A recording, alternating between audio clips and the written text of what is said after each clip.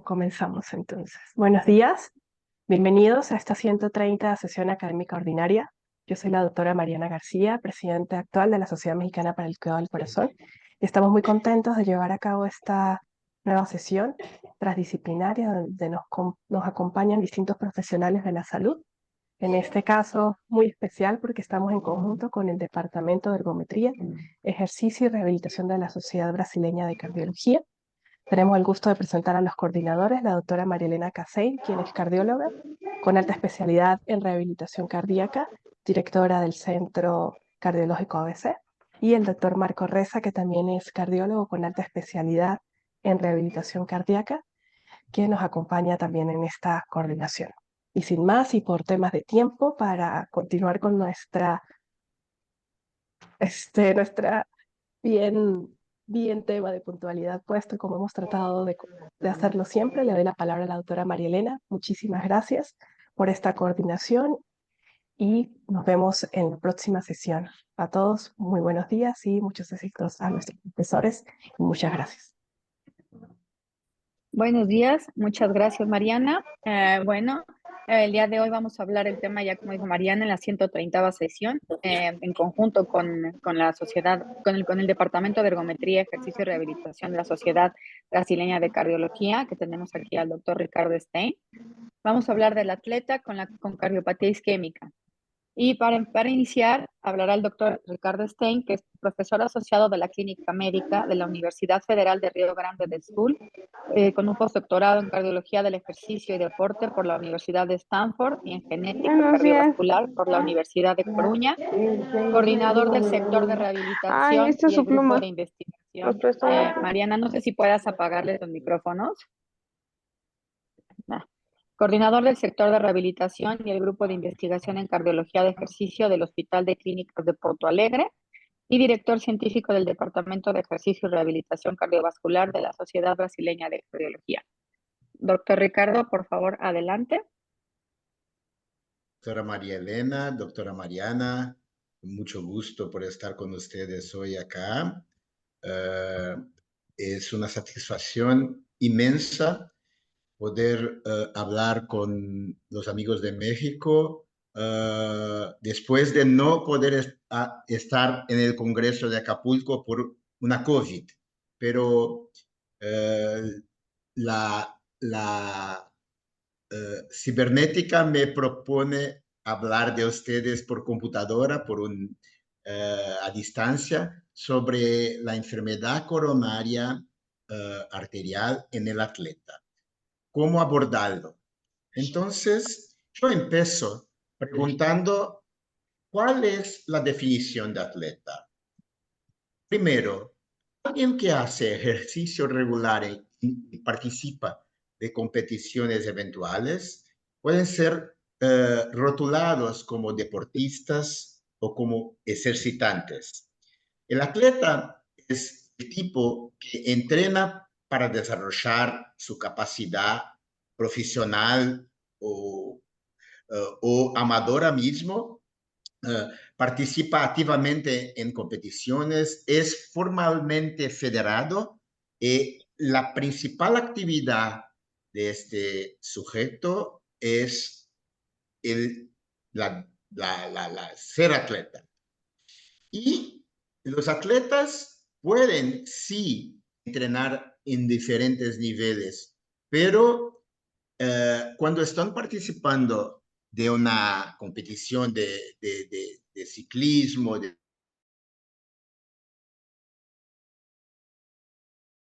eso sea más o menos vigoroso.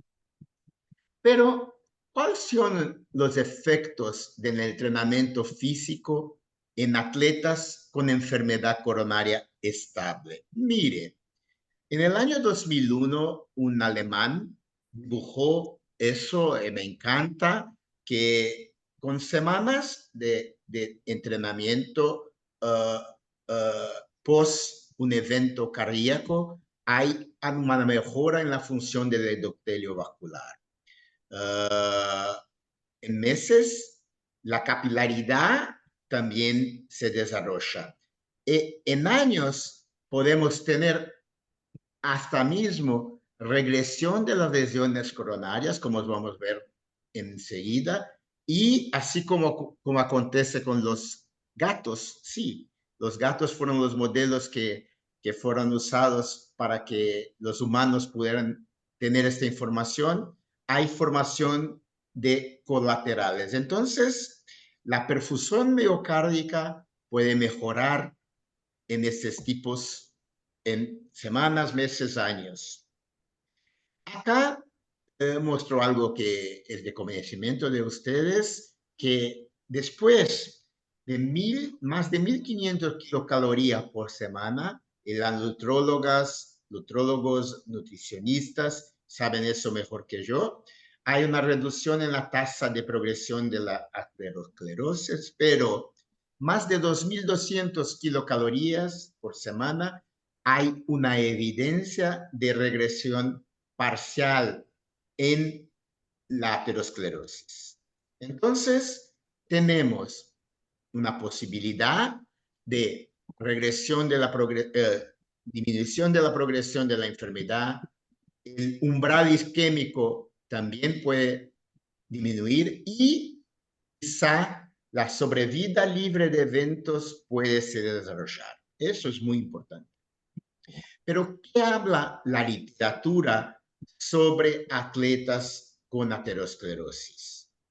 Entonces empezó con un estudio americano de Molenkamp, publicado en el año 2008, en 108 hombres con una edad entre 50 y 70 años y 860 controles de la misma faixa etaria fueron investigados para la prevalencia y relevancia prognóstica de aterosclerosis coronarias en maratonistas. El score de calcio, algo muy usado por nosotros cardiólogos, era 0 en la gran mayoría de los maratonistas. Pero, miren, cuando el score coronario, el score de calcio era alto, elevado, era semejante entre maratonistas y controles. Mergani, en el Circulation de 2017, entonces 9 años después, comparó la prevalencia subclínica de enfermedad coronaria en atletas máster de endurance con un perfil bajo de riesgo. Y aquí 152 atletas en 92 controles con 54 años promedio, la gran mayoría hombres, se ejercitaban por 31 años. 77% de esta muestra eran corredores de maratona, con un promedio de 13 maratonas en sus vidas. Las placas de gordura de ateroma eran más prevalentes en atletas del doble do que en los controles. Pero miren, las placas ateroscleróticas más abundantes en atletas, pero la naturaleza de estas placas era de mayor estabilidad, calcificadas, se decía, con un menor riesgo de ruptura y de infarto. Hoy hay una discusión grande sobre eso, sobre la característica de la placa, y yo no soy un experto en eso, pero acompaño la literatura. Y miren, los hombres controles tenían más placas mixtas.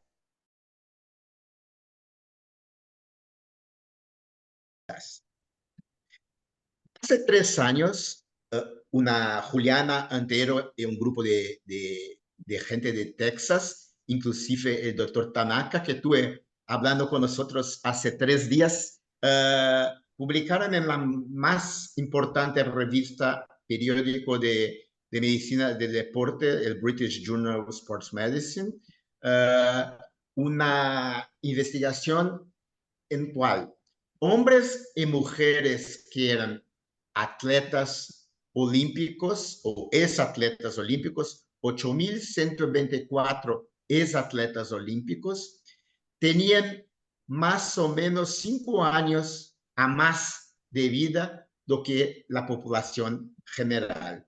Y acá miramos en la abscisa, en el X, enfermedad cardiovascular, cáncer y otras enfermedades, mostrando que en este estudio ser atleta olímpico era un factor de prevención. Pero, como siempre hay un pero, el grupo belga de Hassel, el doctor Guido Claassen, que es el autor senior, pero Guido Claassen no es senior, es un cardiólogo de 40 años, quizá tanto, presentaron un estudio muy importante porque es un paradoxo del ejercicio. Y ahí ellos también investigaron individuos que tenían un estilo de vida saludable, pero no eran atletas, y atletas por toda la vida. Y los doctores de Bélgica mostraron que los atletas que entrenaban por toda la vida tenían más placas mixtas, más de una placa coronaria, más placas no calcificadas, más placas proximales y más placas no calcificadas proximales que los individuos que eran llamados de control, pero individuos que tenían un estilo de vida saludable. Trayendo para nosotros el año pasado, en julio, hace un año, una información de este grupo de investigación que continúa investigando eso con un estudio longitudinal que va a nos dar más datos sobre eso. Pero, ¿y las recomendaciones para evaluación preparticipación en el atleta con enfermedad coronaria? Miren, acá yo traigo la actualización de la directriz brasileña de cardiología de ejercicio y deporte. Yo fui el autor principal juntamente con el doctor Nabil Gorayev de San Pablo, y el guideline, la directriz, el guía del ESC de 2020.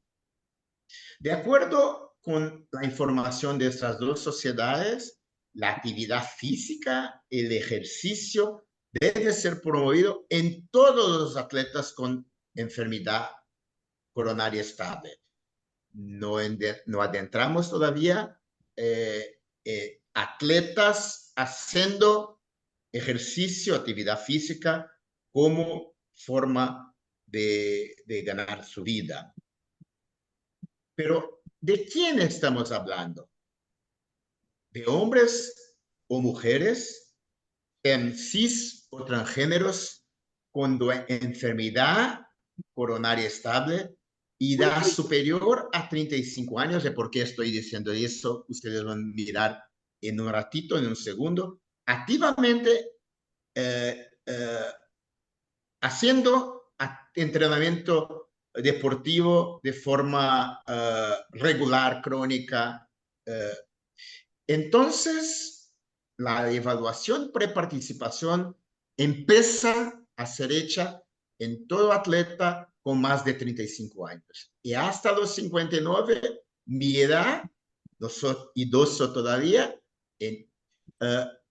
son los atletas máster, y acá los atletas, acá en Brasil llamamos de idosos, no sé cómo se dice en México, con enfermedad coronaria estable.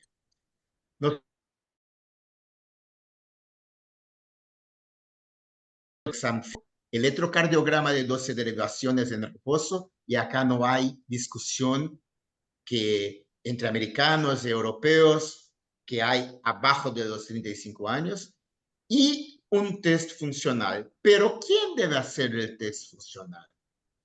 El deportista que hace, el atleta que hace actividad de alta intensidad, así como el atleta profesional que está en presencia de síntomas cardiovasculares.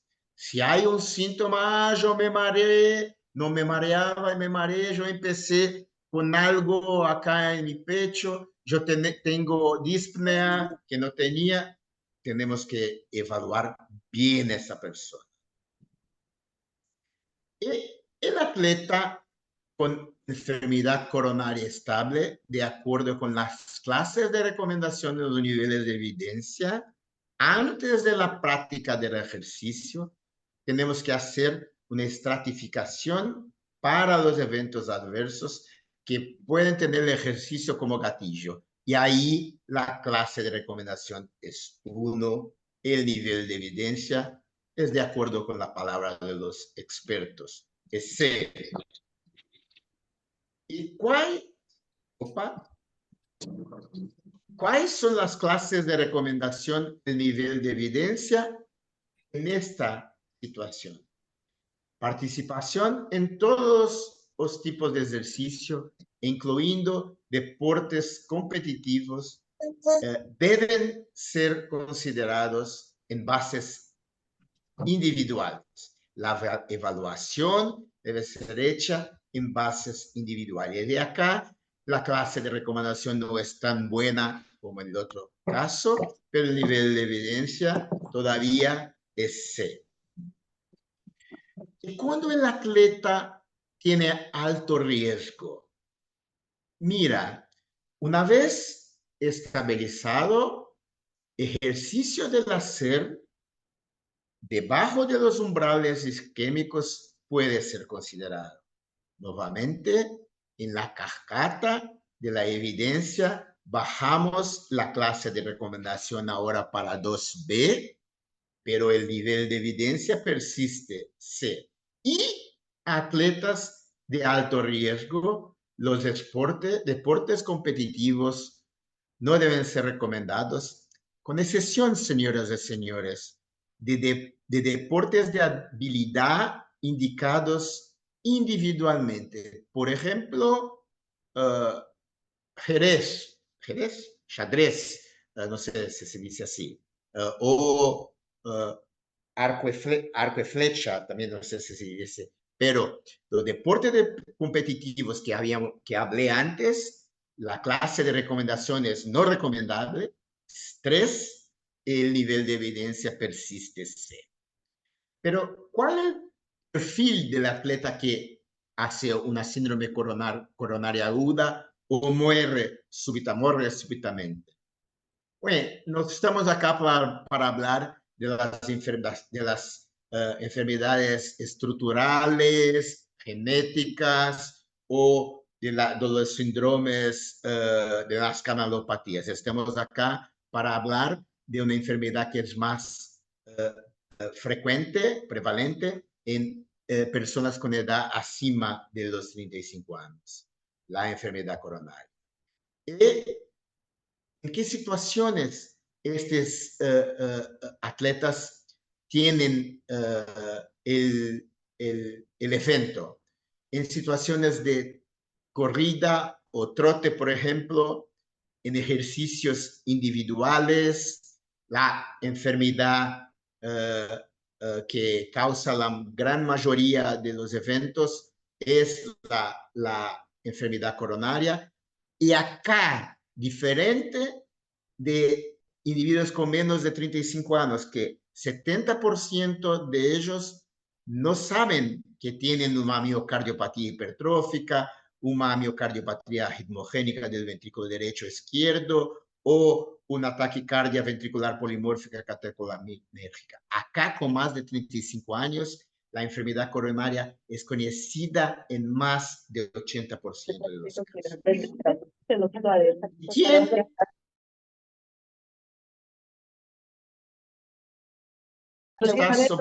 Hay un micrófono abierto. ¿Y quién está sob mayor riesgo de facto? Son individuos más viejos. La enfermedad coronaria incide más en personas con 60 años do que en 38 años. Y la ocurrencia de un paro cardíaco o de la muerte súbita relacionada a la enfermedad ocurre más frecuentemente en atletas más viejos oligosintomáticos. O sentí algo acá, pero ni bolija. No, no, no. Debe ser un reflujo, debe ser muscular. Entonces, como dicen los argentinos, los porteños, ojo. ¿Cuándo considerar la restricción o la descualificación?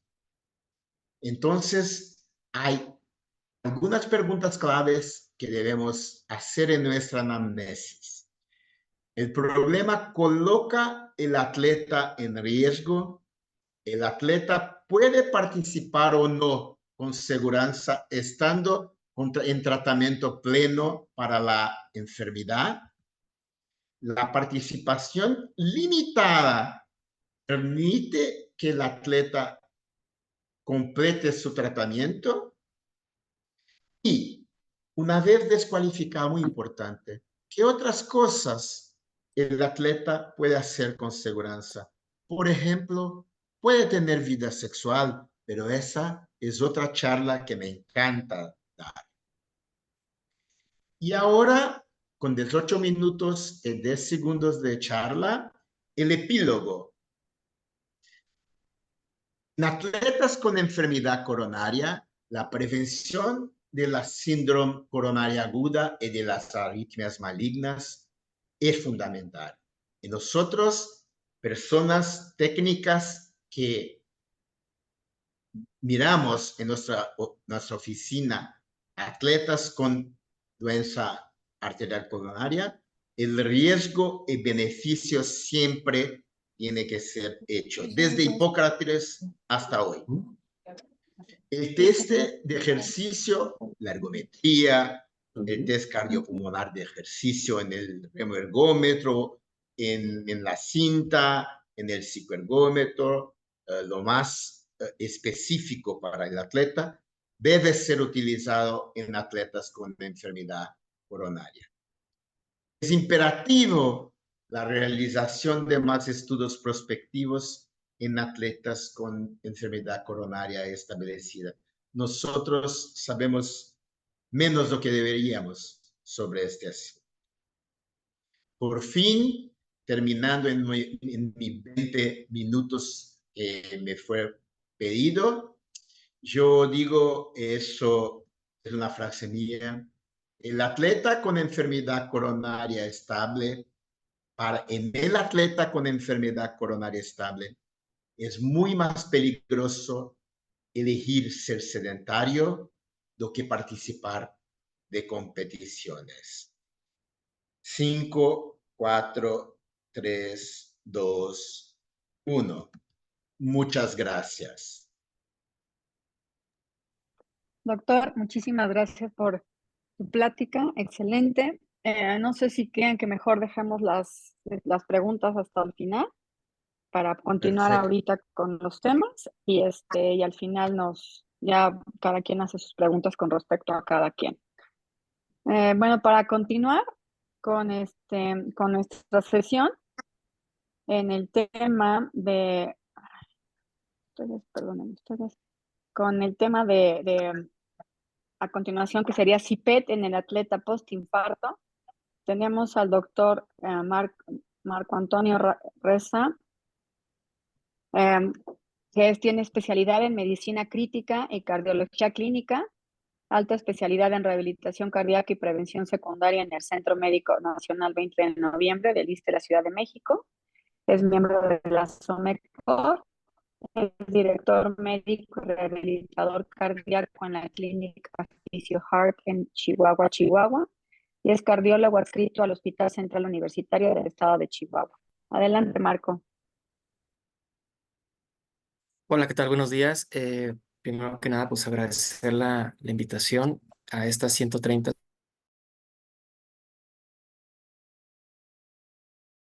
Bienvenidos a todos los que están ahorita conectados, dando continuidad al tema central con el que empezó el doctor Stein. Voy a tratar de ser un poco breve con el tema de CIPET en el atleta postinfarto.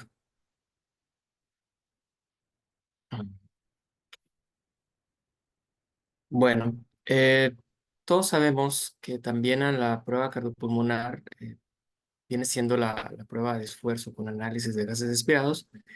Si bien no todos los centros cuentan con uno de estos equipos, cada día creo que se suman más centros, hospitales para el manejo de esta tecnología.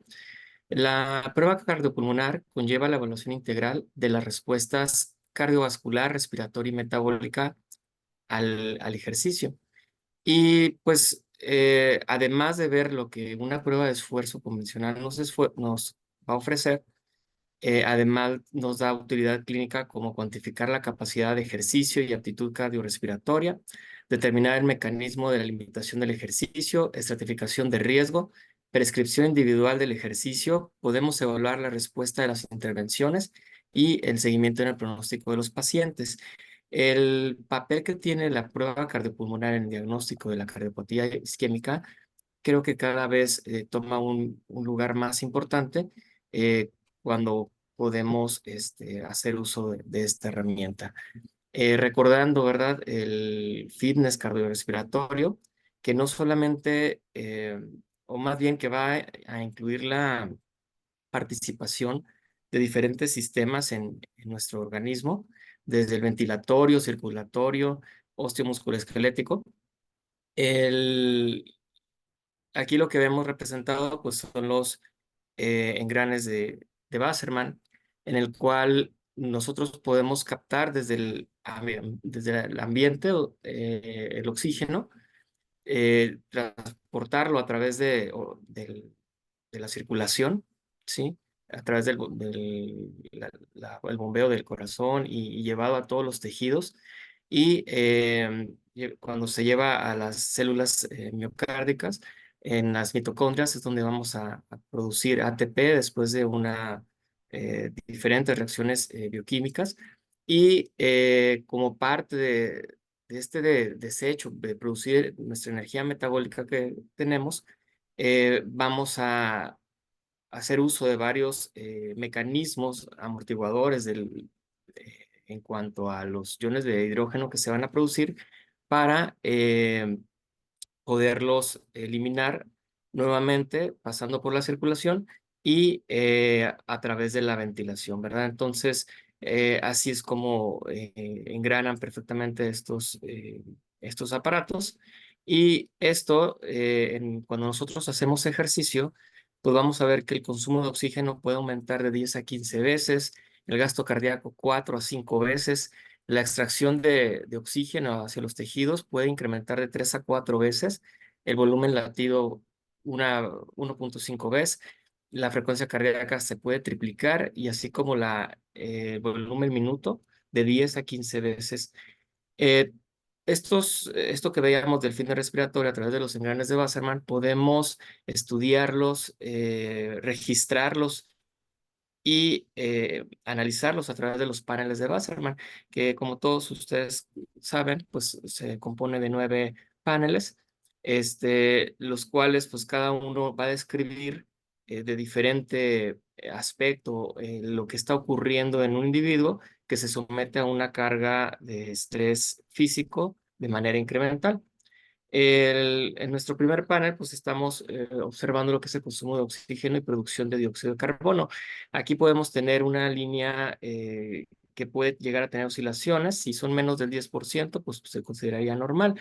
Estaríamos registrando, aquí ustedes ven en el gráfico, en línea en color azul, pues el consumo de oxígeno, el cual se va a registrar respiración a respiración. Se propone que haya una maximidad de acuerdo a las poblaciones y por género, por edad, ¿verdad? Y de acuerdo a esto, si logramos más del 80% de ese VO2 máximo teórico, sería lo normal en un individuo. Podemos también manejar estos datos como un valor relativo si lo manejamos en términos de edad. Cuando la prueba termina, independientemente si alcanzó el VO2 max predicho, estaríamos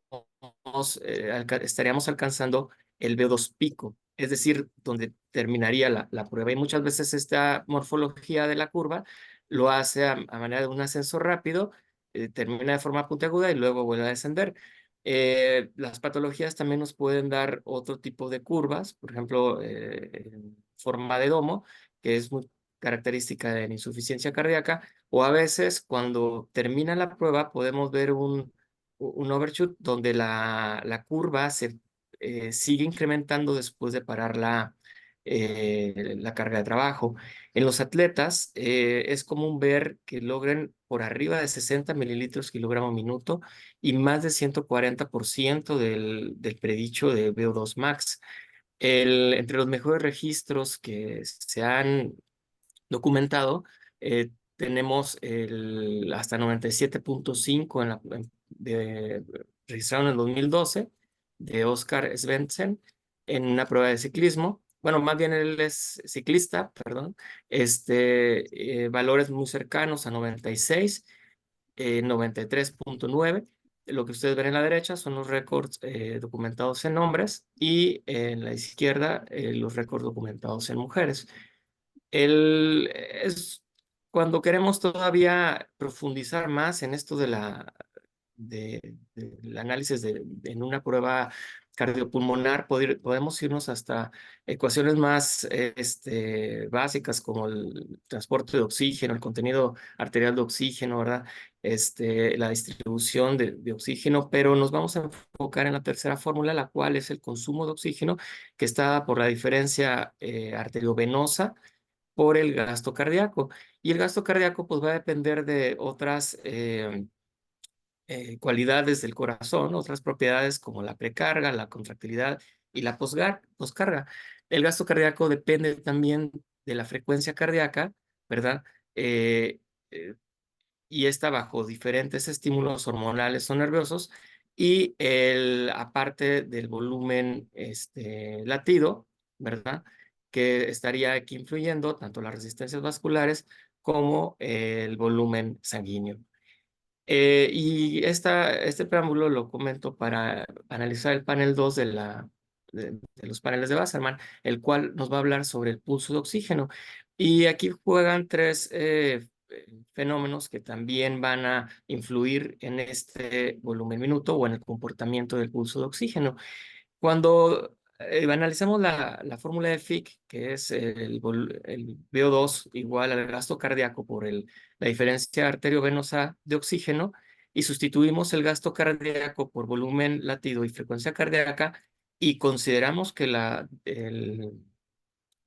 diferencia arteriovenosa es constante, podríamos despejar esta parte y dejarlo como un volumen latido igual al consumo de oxígeno entre la frecuencia cardíaca, dando la definición de pulso de oxígeno.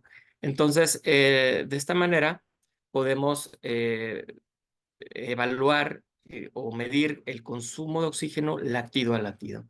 Debe ser mayor del 80% previsto, sin tener alguna caída.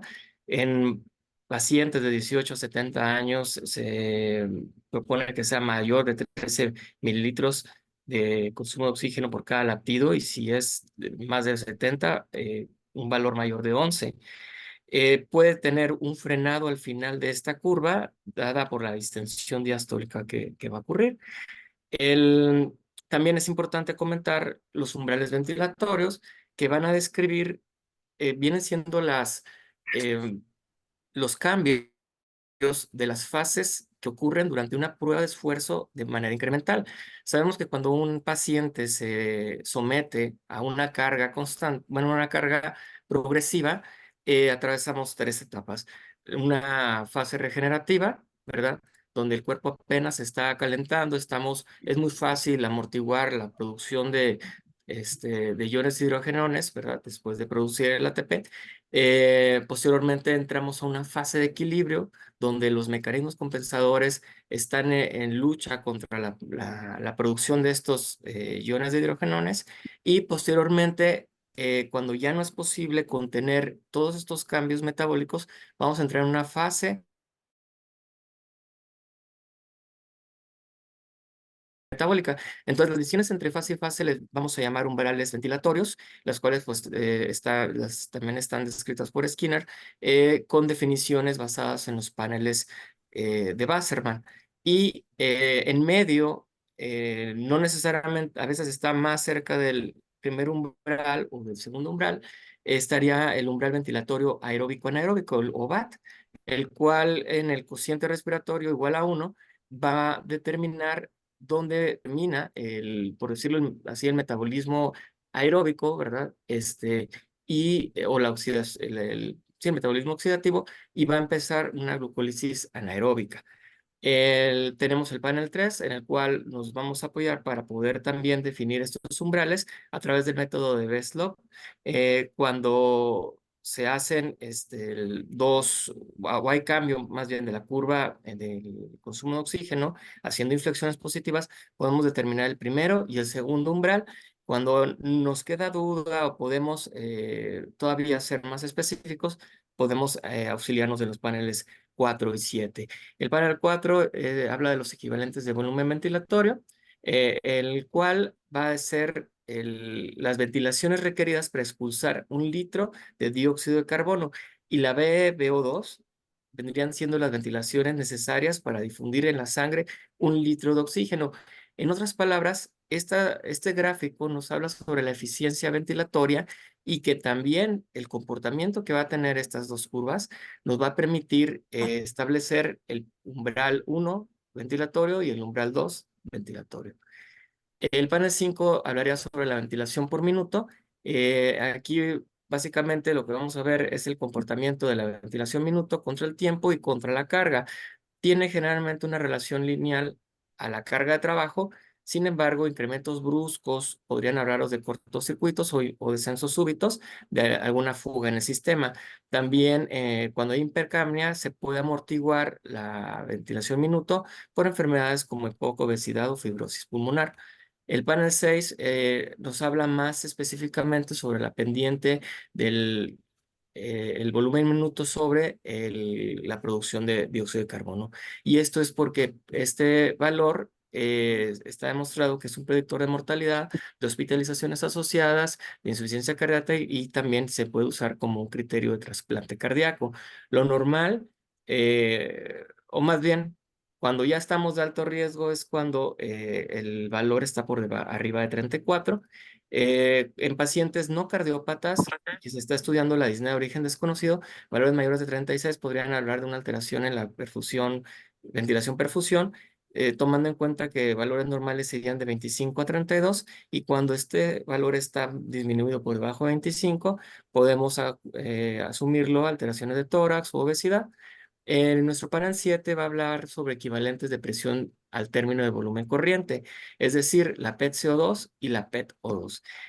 La PET-CO2 viene siendo la presión parcial de dióxido de carbono al final de la expiración. Sus valores normales van de 33 a 38 milímetros de mercurio, y la de la presión parcial de oxígeno al final de la expiración sería de 85 a 95 milímetros de mercurio. Cuando observamos estas dos curvas y vemos claramente una meseta, estaremos ubicando también la zona de transición aeróbico-anaeróbico, y también hay criterios para determinar el primer y el segundo umbral ventilatorios. El panel 8 habla sobre la reserva respiratoria, el consciente de intercambio respiratorio, en el cual este valor de RER igual a 1, como les había dicho antes, habla sobre la relación que tiene la producción de CO2 contra la del consumo de oxígeno. Cuando son equivalentes, entonces nos da la unidad, y podemos clínicamente también, y esto todos estamos familiarizados con la escala de Borg, nos permite, por decirlo así, definir este valor del Borg, y dar inclusive un parámetro para prescripción de ejercicio. Cuando estamos en reposo, este valor se acerca mucho a 0.8, y también se puede utilizar como criterio de maximidad cuando está por arriba de 1.15. El otro gráfico es la reserva ventilatoria, la cual representa un porcentaje de la carga ventilatoria máxima agotada, y que para fines de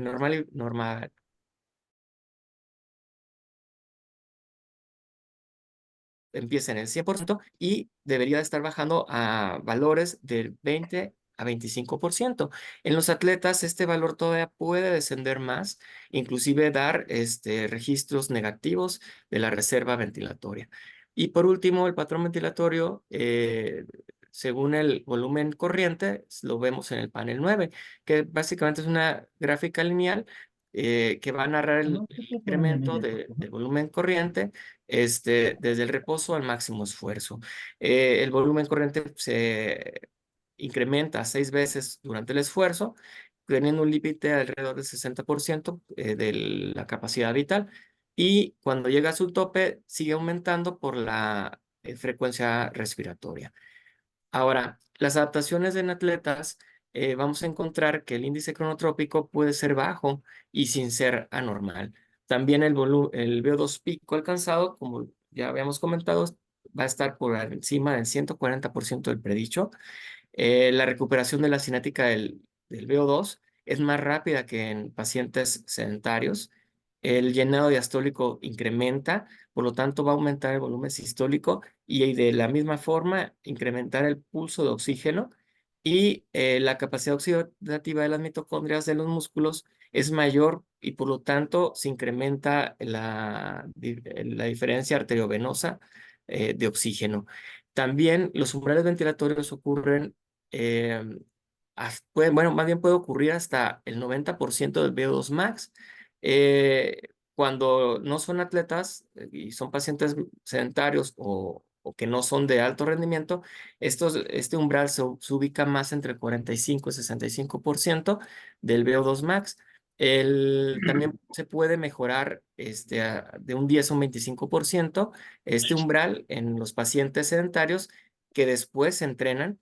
El otro aspecto que podemos ver como adaptación en los atletas es que la reserva ventilatoria disminuye por debajo del 10 al 15% o inclusive cero o valores negativos y la frecuencia respiratoria llega a ser mayor de 50, alcanzando inclusive cifras por arriba de los 70.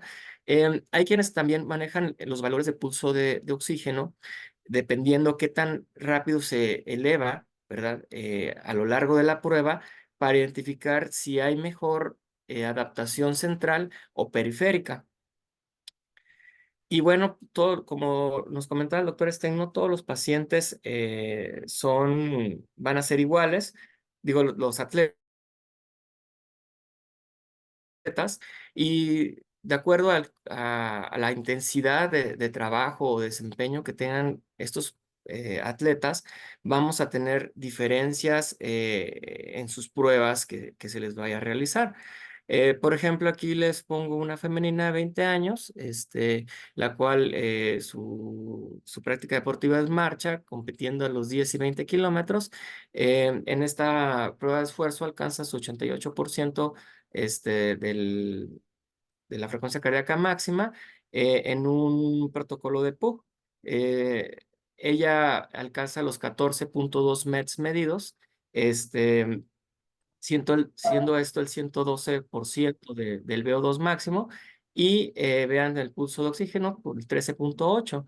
Esta paciente o esta atleta, cuando analizamos el pulso de oxígeno, pues tiene una tendencia lineal que va ascendiente y también vemos, cuando vemos la calorimetría indirecta, podemos ver que él tiene un Fat Max también desarrollado con un cambio hacia una resistencia a la fatiga o un metabolismo anaeróbico también un poco desarrollado, no tanto, ¿verdad? Pero es por el tipo de ejercicio que ella está desarrollando.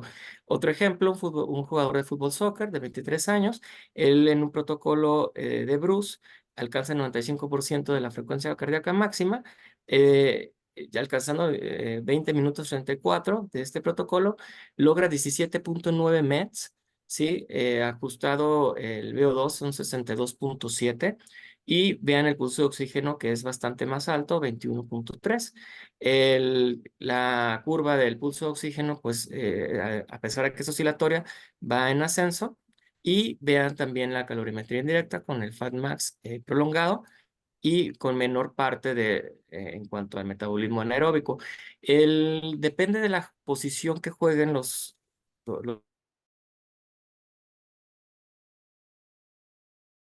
los mediocampistas mayor capacidad de esfuerzo.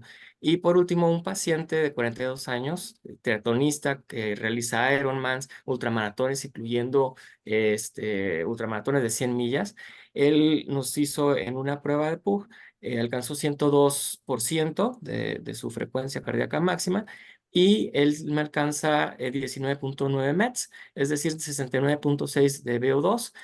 Vean aquí con él la reserva ventilatoria está en números negativos. Su pulso de oxígeno tiene una tendencia todavía más ascendente, de hecho termina en punta, y también un Fatmax bastante amplio. Hay que tomar en cuenta que también los atletas pueden tener alteraciones normales o hallazgos normales en sus electrocardiogramas basales. Y pues también tenemos que tomar en cuenta todas las variables que nos van a permitir estratificar el riesgo de estos pacientes. Pero bueno, cuando usamos el CPET en atletas, ¿verdad? Que hayan tenido un infarto, porque ese es el título de nuestra charla.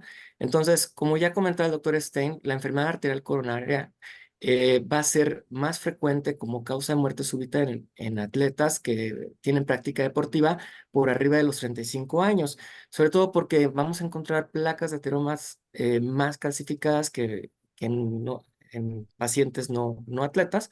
Se ha visto que el score de calcio es mayor de cero en más del 50% de los atletas mayores de 40 años, teniendo inclusive estenosis coronaria en más del 50%. Se puede tener un evento coronario. Cuando ocurre en una práctica deportiva, se mide el score de calcio más de 100 en el 100% de los pacientes, y cuando ocurre el evento después de 7 años, hasta el 88%. El paciente va cronológicamente, pues, a tener más riesgo. Los hábitos también pueden estar haciendo ruido, y pues están presentes los factores de riesgo convencionables modificables junto con los no modificables, y esto nos va a llevar a una disfunción endotelial por medio de la aterosclerosis. Vamos a tener también que podemos empezar a tener disfunción cardíaca subclínica que posteriormente se va a ver reflejado en el consumo de oxígeno. Em, Cuando llega ese día del infarto, yo creo que una de las cosas muy importantes e interesantes es la atención. Si el paciente tiene suerte y la atención es rápido, como nos marcan las guías, llega inmediatamente al hospital, le hacen el diagnóstico, entra a una sala de hemodinamia, quizá el pronóstico sea bastante favorable, ¿verdad? Pero para ello, pues necesitamos, como les digo, diagnóstico oportuno, tratamiento oportuno, que haya una revascularización completa, que no haya complicaciones. Si las hubo, ¿cuánto tiempo se va a estar en el hospital? El apego al tratamiento, porque los pacientes que se infartan no se la creen. Sobre todo los atletas no creen que realmente tuvieron un daño. Y la rehabilitación precoz. Les comparto un caso clínico, el cual, si bien no es atleta de alto rendimiento, pero es una persona que realizaba un ejercicio un poco intenso. Él es un masculino de 48 años que hace ejercicio anaeróbico intenso, 1 hora y media al día, por 5 días a la semana. Tabaquismo positivo, pero de baja intensidad. Hipertensión arterial de 2 años de diagnóstico.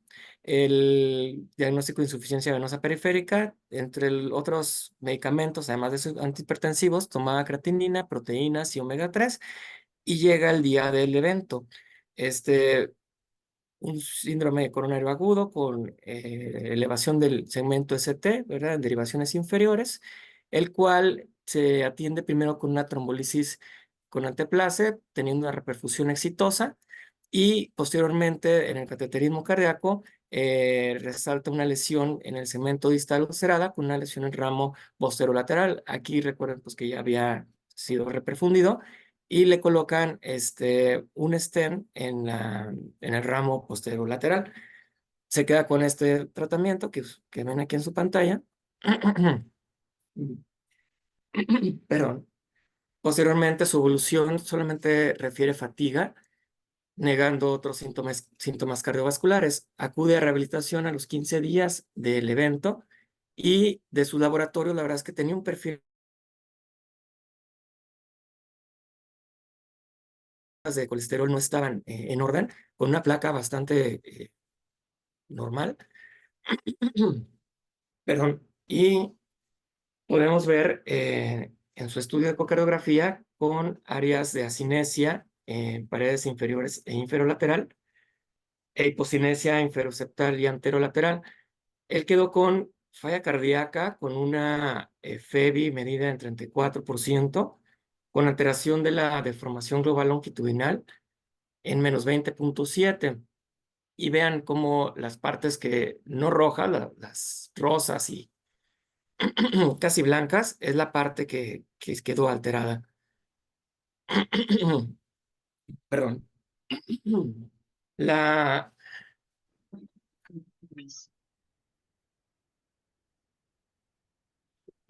Su electrocardiograma basal pues quedó con lesiones de necrosis e isquemia. En su prueba de esfuerzo logra el primer minuto de la etapa 5 del protocolo de Bruce, alcanzando el 96% de la frecuencia cardíaca máxima.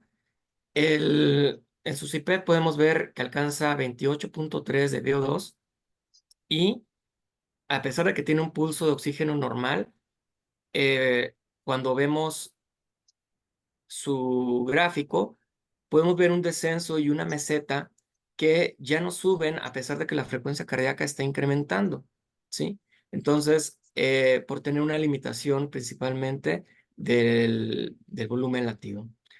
Su pendiente de volumen minutos de BCO2 está en 38.5 y vean la calorimetría indirecta, como el FatMax es más corto por su tipo de práctica deportiva, con una parte anaeróbica más amplia. Ya para terminar, esta autora que tiene esta publicación en el año pasado, propone la clasificación de la enfermedad coronaria desde partiendo de un paciente sano a una etapa subclínica donde ya hay una disfunción y falla cardíaca, mostrando la utilidad de la prueba cardiopulmonar en relación al consumo de oxígeno, al pulso de oxígeno, ¿verdad? Y los umbrales ventilatorios. De esta manera se pueden hacer aplicaciones o tamizajes en un temprano momento. Y lo que ya comentaba el doctor Stein es que con el entrenamiento o una rehabilitación adecuada, podemos tener regresión de la enfermedad. Y de misma manera, pues también nos va a permitir hacer estratificación de riesgo cuando ya ocurre el evento cardiovascular. Y listo.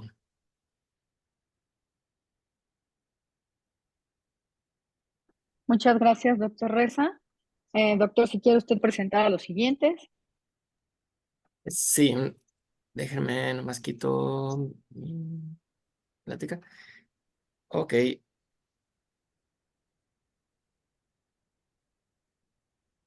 Bueno, a continuación vamos a tener la siguiente charla por el doctor Julio Muñoz Calderón. Él es cardiólogo, egresado del Centro Médico ABC y tiene alta especialidad en rehabilitación cardíaca y ecocardiografía, logradas en el Centro Médico Nacional 20 de noviembre del ISSSTE, y actualmente él labora en el Centro de Rehabilitación Cardíaca Grupo Cuore en Ciudad de México. El doctor nos va a compartir el tema ecocardiograma en el atleta posinfarto. ¿Ya hiciste pis? Hola, ¿qué tal? Buenos días a todos. Antes que nada, muchas gracias a la Somecor por la invitación. Y por cuestión de tiempo vamos a presentar brevemente el tema ecocardiografía en el atleta post-infarto. Muchas gracias, Marco, por la presentación. Y bueno, recordar ciertos factores que son importantes antes de pasar al tema de lleno. Recordar que dependerá qué tipo de ejercicio realice el atleta al que tenemos enfrente para saber los cambios que vamos a esperar en su ecocardiograma. Recordemos que los atletas que hacen un ejercicio de resistencia o dinámico, aeróbico, van a tener cambios más relacionados en cuanto a aumento de gasto cardíaco, frecuencia cardíaca, volumen sistólico y ligeramente un poco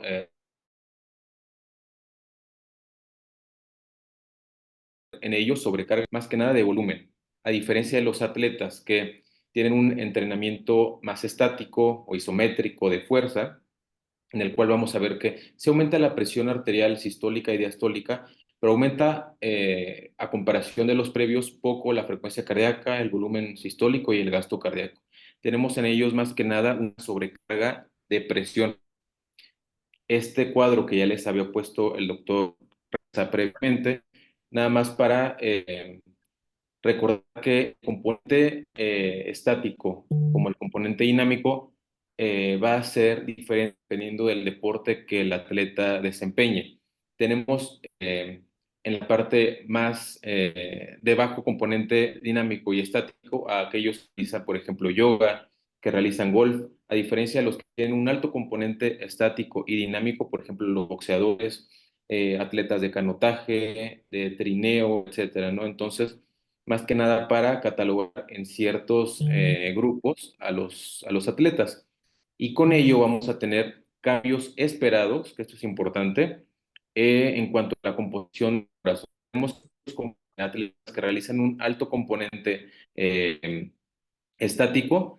La hipertrofia de ventrículo izquierdo de tipo concéntrica es la que vamos a esperar. A diferencia de aquellos que tienen un alto componente dinámico, vamos a tener que, aquí vamos a esperar hipertrofia excéntrica del ventrículo izquierdo y dilatación de las cavidades de derechas, ¿no? Entonces tenemos que hay un remodelado funcional del ventrículo izquierdo. Esto relacionado a que el corazón del atleta preserva o aumenta su función dependiendo del deporte que realice. La FEBI es el parámetro más estudiado en ellos. Y de entrada, bueno, mencionar que los atletas tienen una FEBI similar a lo de la población general, con la excepción de aquellos atletas que realizan un entrenamiento dinámico, porque en ellos vamos a esperar cavidades un poco dilatadas y FEBI baja, y lo pongo entre ellas porque eh, con una contracción menos vigorosa en estos corazones dilatados, se van a cumplir las necesidades para un volumen sistólico adecuado en reposo, ¿no? Me refiero a que con una contracción menos vigorosa, los atletas van a cumplir las necesidades que su cuerpo requiere para llevar oxígeno a cuerpo. Y pasamos a la hipótesis de Morgan Ross. Recordemos que en el 75 él identificó la diferencia entre nadadores y corredores, que son atletas con un alto componente dinámico, en los cuales él veía que el tamaño de las cavidades ventriculares crecía, a comparación de atletas que se desempeñaban en lucha, que eran luchadores, en los cuales tenían aumento pero en el grosor parietal, ¿ok? Y es aquí donde describe estos cambios y se les denomina hipertrofia concéntrica versus hipertrofia excéntrica de los cambios que empieza a observar. Y no nada más hay cambios en el ventrículo izquierdo, también tenemos remodelado estructural el ventrículo derecho. En el ejercicio dinámico, el BD está sujeto a la misma carga de volumen que en el ventrículo izquierdo, pero este va a remodelar de diferente forma. Este, debido al estrés parietal que sufre, empieza a aumentar poco a poco los diámetros. Entonces, digamos que en aquellos atletas que se desempeñan, por ejemplo, en carreras largas, en ciclismo, el ventrículo derecho será más prominente, un poco más grueso en su pared libre, y esto puede ser observado, por ejemplo, en nuestro ecocardiograma, como en otros tipos de estudios, como es la resonancia magnética cardíaca. Por otra parte, tenemos que la aurícula también remodela. Vamos a tener un crecimiento auricular, pero siempre va a ser proporcional al remodelado que tenemos en los ventrículos. Nunca va a ser separado. Siempre va a tener incremento en los ventrículos, pero también en aurículas. Y, por ejemplo, a futuro, estos atletas, por esta misma dilatación auricular, tienen predisposición a desarrollar cierto tipo de arritmias, principalmente fibrilación auricular. Entonces, tenemos que los atletas, en teoría, realizan todas las actividades que son consideradas ejemplares. Realizan ejercicio, tienen una dieta estricta, y prácticamente no consumen alcohol, no fuman, etcétera, ¿no? Entonces, realizan todas sus actividades ejemplarmente. Entonces, tenemos que, sí hay ciertas patologías que predisponen, por ejemplo, a una muerte súbita en atletas, en este caso en atletas jóvenes, menos de 35 años. La mayoría nunca se tiene una razón, pero tenemos que del 6 al 10, al 15% de estos atletas van a tener una enfermedad arterial coronaria prematura, dependiendo de la bibliografía en que lo chequemos. ¿Ok? Pero entonces, ¿cuáles son las causas por las cuales un atleta puede llegar a presentar una enfermedad arterial coronaria? Como les mencionaba, en atletas es muy raro, no es un tema común como lo hemos visto en un paciente sedentario, hipertenso, que con diabetes, etcétera, ¿no? Aquí normalmente se relaciona a otro tipo de patología. Tenemos, y hay que recordar que los infartos se dividen en tipos. Por ejemplo, el infarto tipo 1 es el que está relacionado a un proceso de aterosclerosis, lo que mencionaba el doctor Stein en su momento, formación de placas con la ruptura de esta misma y posteriormente el desenlace de un síndrome coronario agudo. A diferencia de esto, pues no todos tienen esta cuestión de una genética que les predisponga a aterosclerosis o alguna otra patología. Y tenemos los infartos tipo 2, que estos se relacionan más a un mismatch entre el aporte de oxígeno y la demanda. Esto se relaciona a anormalidades coronarias, por ejemplo, el origen anómalo de estas, la disección de una arteria coronaria en agudo, un espasmo coronario, un estado de hipercoagulabilidad o el consumo de algún esteroide, un anabólico que predisponga a estado de hipercoagulabilidad e inflamación. Entonces, todos estos factores van a ser los predisponentes para que un atleta llegue a presentar un infarto. Como vemos, no es la patología común que vemos en el paciente añoso de 60, 70, 80 años, los cuales tienen muchos factores de riesgo, principalmente sedentarismo, peso, etcétera. En ellos no siempre se relaciona a esta patología que es infarto tipo 1. Entonces, hay ciertos factores potenciales en el desarrollo de enfermedad arterial coronaria en atletas. Tenemos la genética, que este es un factor de riesgo no modificable, como lo sabemos, al igual que la edad. Pero también hay factores de estrés y mecánicos inducidos por el ejercicio extremo crónico. Por ejemplo, una actividad simpática aumentada en todo momento, trombogenicidad, alteraciones electrolíticas y el estrés de cizallamiento que per se da el ejercicio de alto impacto o un ejercicio extremo crónico, los cuales pueden ser algunos factores que nos lleven en su momento a desarrollar una cardiopatía isquémica. Lo que les mencionaba, tenemos los factores que ya conocemos, dislipidemia, hiperglucemia, la dieta, tabaquismo, etcétera. Pero también la predisposición genética, que esta no la podemos cambiar. Y los factores que el ejercicio da, por ejemplo, sería una contracción arterial coronaria, inflamación crónica en algún momento. Ya sé que suena un poco contradictorio, pero sí puede llegar a tener incremento los atletas en factores de inflamación como el TNF-alfa, interleucina 1, reclutamiento de macrófagos, y todo esto puede predisponer en su momento a presentar un SICA. Entonces, tenemos que el ecocardiograma es el estudio de primera línea que un atleta va a tener en algún momento. Por ejemplo, ya tuvo un evento isquémico, sale del evento, lo ves en la consulta y bueno, le das el seguimiento que tiene que tener, ¿no? Este es el estudio prácticamente de primera línea que vamos a tener para la evaluación de ellos, ¿no? Por la accesibilidad, el bajo costo, es muy fácil de solicitarlo y al alcance de casi todos, ¿no? Entonces, es lo primero que vamos a tener.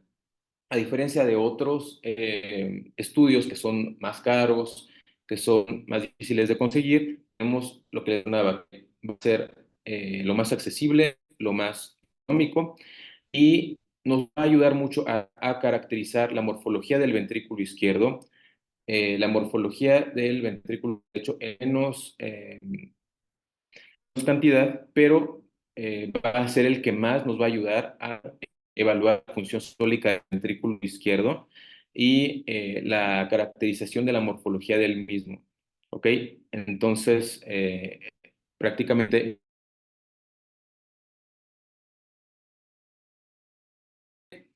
hay ciertas características que por sí mismas vamos a tener en un atleta.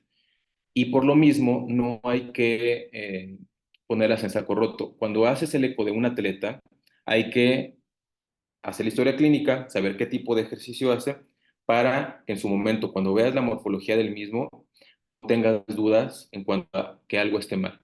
Por ejemplo, en aquellos atletas que hacen ejercicio de tipo aeróbico a alta intensidad, los diámetros telediastólicos del ventrículo izquierdo y del derecho van a estar crecidos. No por eso vamos a tener, por ejemplo, ante nosotros una cardiopatía isquémica en fase dilatada.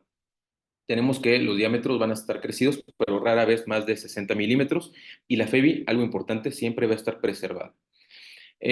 Los atletas que realizan un ejercicio primordialmente de fuerza, vamos a tener un remodelado concéntrico del ventrículo izquierdo global, o sea, tanto la pared posterior como el tabique van a estar crecidos todos proporcionalmente y homogéneamente, con un máximo grosor septal de 12. Si tenemos de 12 para arriba, hay que pensar en otras patologías como HCM o alguna otra cuestión. Y algo importante, que la función de relajación va a estar normal o incrementada. Esto se refleja en un patrón transmitral, una relación EA mayor a 2. Y el Doppler tisular, algo importante, el TDI o Tissue Doppler Imaging, vamos a tener que la velocidad diastólica temprana, que es la E', septal y lateral a nivel basal, va a estar relativamente baja. Por ejemplo, aquí también hay que mencionar el strain longitudinal global, que es, como sabemos, la deformación de ciertos puntos que vamos a estar analizando nosotros mediante ecocardiograma, va a estar normal en el atleta. No tendría por qué estar disminuida. Obviamente, si el paciente ya tuvo un infarto y ya sabemos que el territorio que riega alguna arteria fue afectado, obviamente vamos a buscar intencionadamente una alteración en el strain a este nivel, pero a grandes rasgos el atleta tendría que tener un strain longitudinal global normal, ¿ok? Y el BD, lo que mencionábamos, que va a tener parámetros en diámetros incrementados, y TAPSE, fracción de acortamiento, y los tisulares van a estar relativamente bajos en el ventrículo derecho.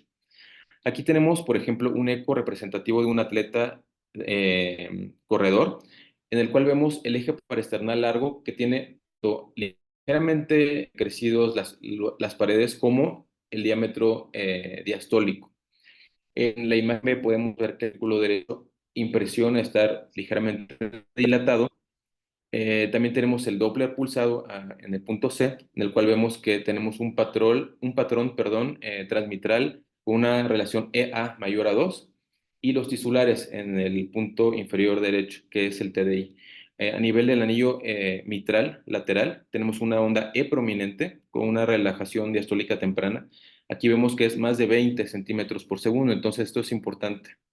A diferencia de un atleta que es un pesista, en el cual vemos hipertrofia concéntrica del ventrículo izquierdo, en el apical 4 cámaras vemos que las cámaras derechas no están tan tratadas como en el previo.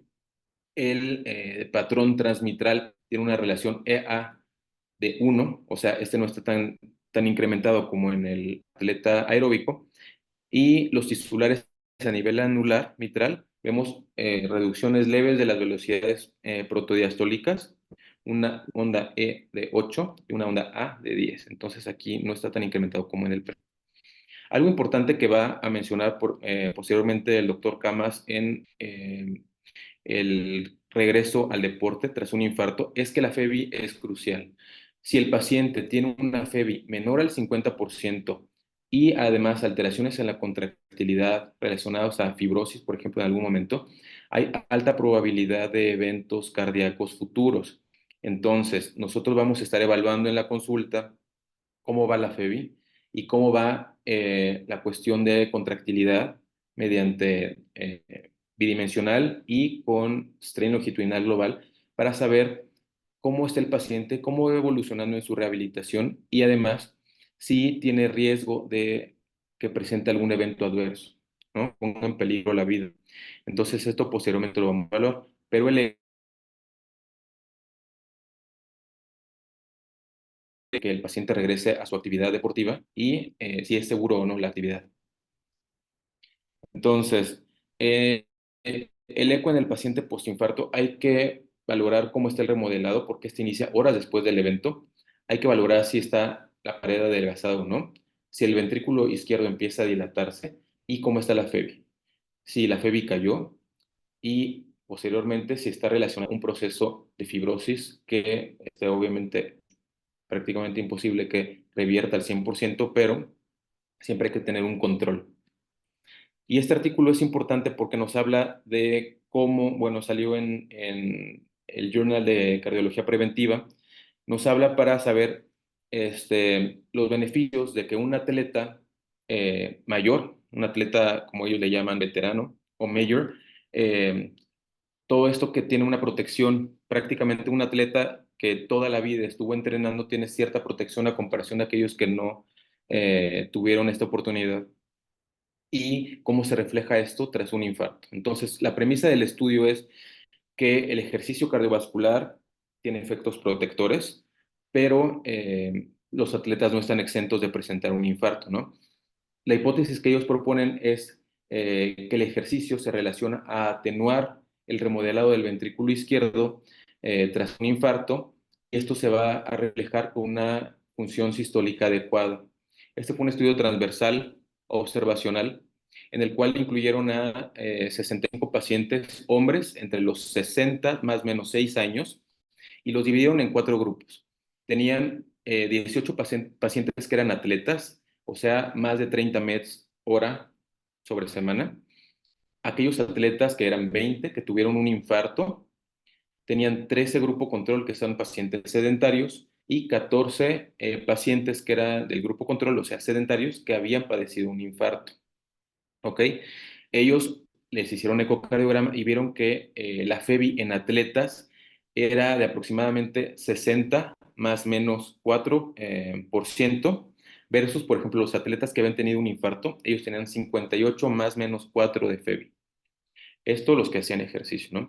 Y posteriormente pasamos a los sedentarios. Aquellos que eran sedentarios, grupo control, su FEBI en promedio era 57 más menos 6, y aquellos sedentarios que habían padecido un infarto, la FEBI era 51 más menos 7, con una P significativa. Entonces, como los resultados nos demuestran, aquellos pacientes que eran atletas que padecieron un infarto, tuvieron una fracción de expulsión del ventrículo izquierdo preservada a comparación de aquellos que eran sedentarios y tuvieron el mismo padecimiento, ¿no? Lo que les mencionaba, la función sistólica fue similar en atletas versus los atletas que habían padecido un infarto. Realmente no cambió mucho, pero aquellos atletas que habían padecido un infarto tuvieron una mejor función sistólica versus el grupo control que había padecido un infarto. ¿Okay? Y el grupo control con infarto tuvo menor FEBI y strain circunferencial global comparado con el grupo control, lo cual nos habla que el entrenamiento crónico, bueno, lo resumen así, su entrenamiento crónico fue de cierta forma protector de los efectos deleterios que normalmente da un infarto y además disminuye el riesgo de un remodelado patológico, ¿va? Entonces, vamos a pasar a la siguiente parte, que sería el regreso de un atleta postinfarto a su actividad. Muchas gracias.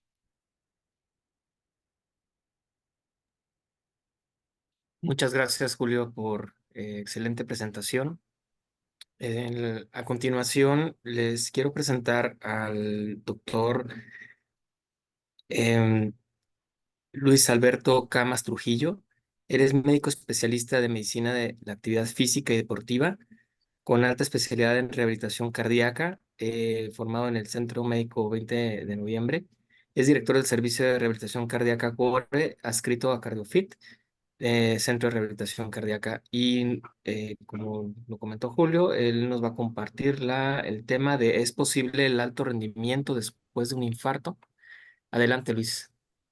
Hola, ¿qué tal todos? Buenos días. Muchas gracias, Marco, por la presentación. En efecto, pues el día de hoy, para cerrar con estas charlas que hemos estado escuchando a lo largo de la mañana, pues tocaremos el último tema respecto a qué tan posible o factible es que un paciente después de un infarto pueda regresar a un deporte de alto rendimiento, ¿no? Entonces, para ello, tendremos a bien basarnos de venirles a leerles las guías, ¿no? Pero tenemos que empezar en alguna base y bueno, tenemos por parte de la Sociedad Europea de Cardiología dos posiciones. La primera son unas recomendaciones para participación en actividades recreativas o competitivas en atletas pacientes con enfermedad arterial coronaria y es un statement, ¿no? Por parte de la Asociación Europea de Cardiología Preventiva.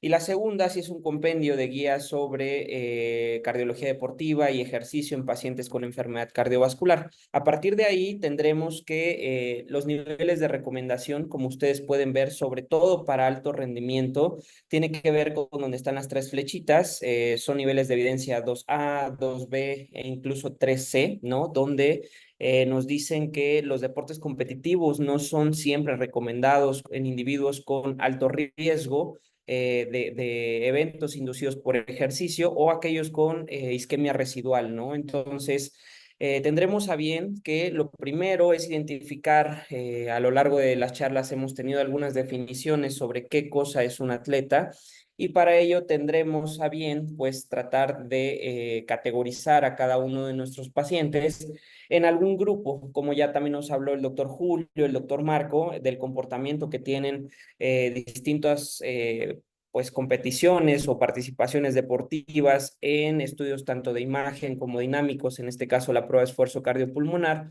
Pues bueno, yo primero tengo que identificar los componentes del ejercicio o el deporte que aquellos pacientes están realizando para poder decidir acerca de ello, ¿no? Entonces, a grandes rasgos, necesitamos conocer 4 grandes pilares para poder emitir una recomendación deportiva. Y esto no solo en pacientes con cardiopatía isquémica, sino en general, ¿no? Entonces, lo primero siempre es estratificar riesgo cardiovascular con nuestros pacientes y conocer a fondo la cardiopatía de mi paciente.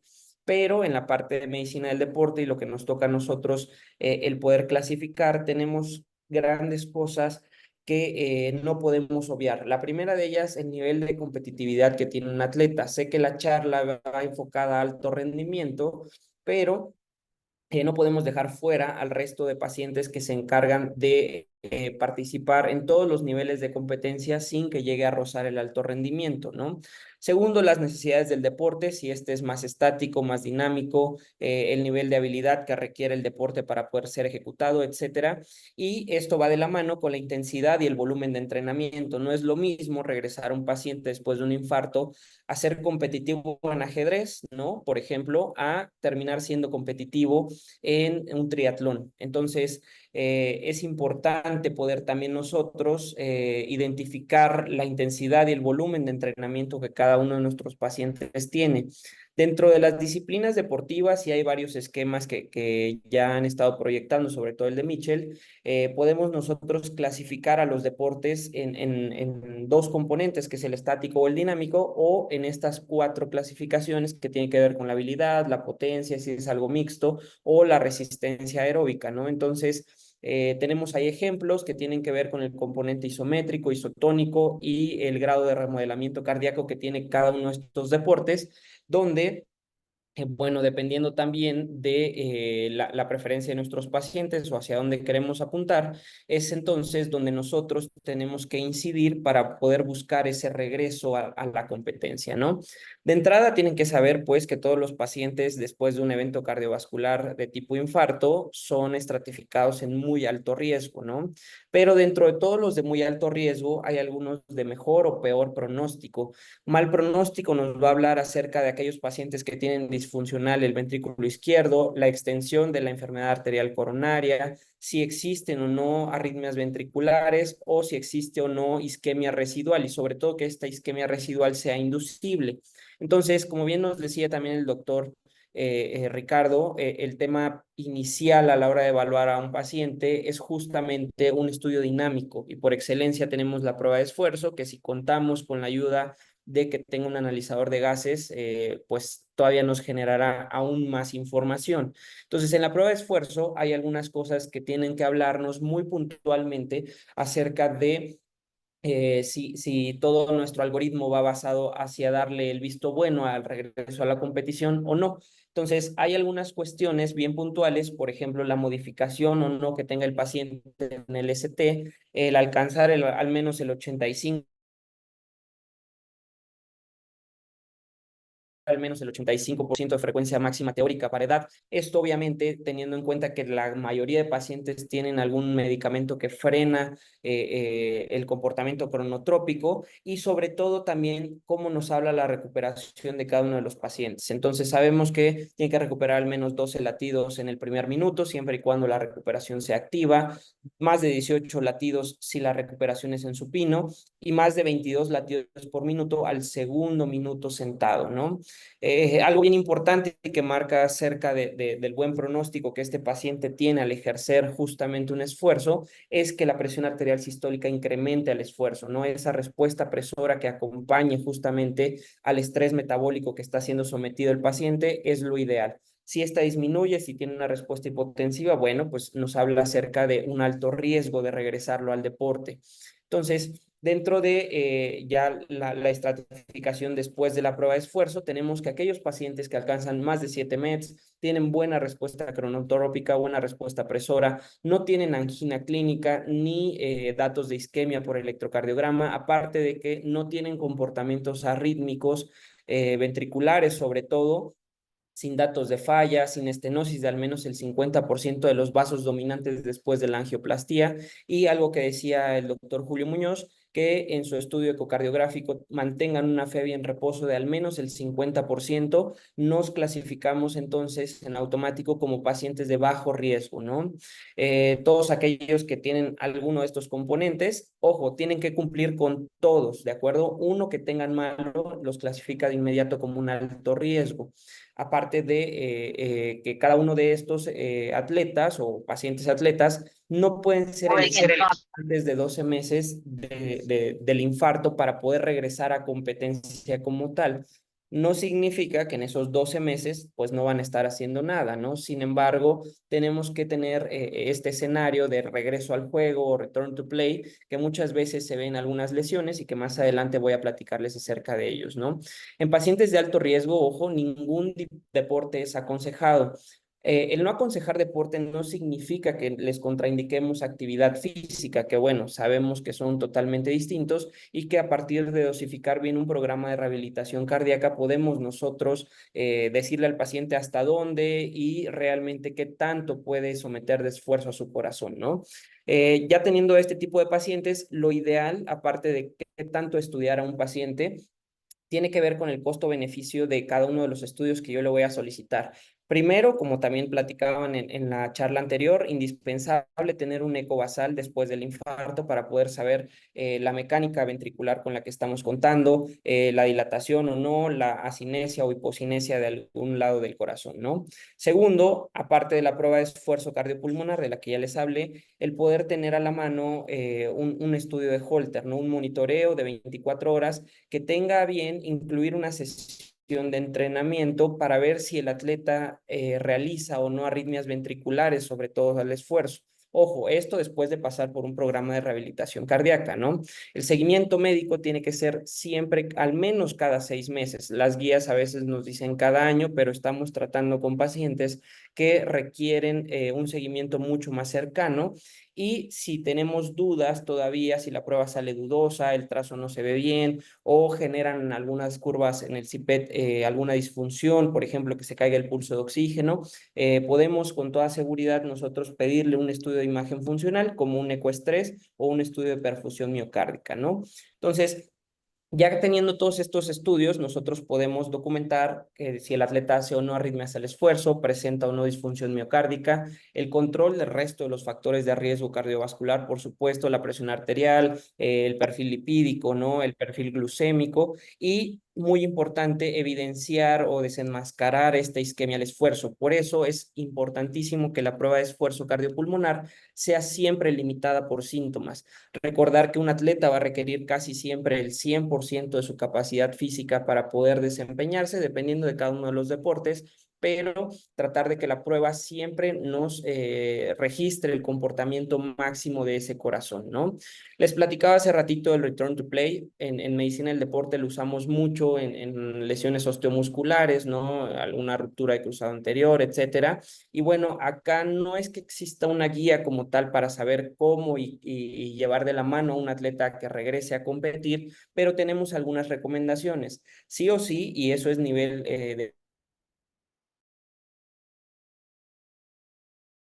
de acción cardíaca, después de su evento, es lo ideal. Las guías nos marcan que permanezca en el programa de 8 a 12 semanas después del evento.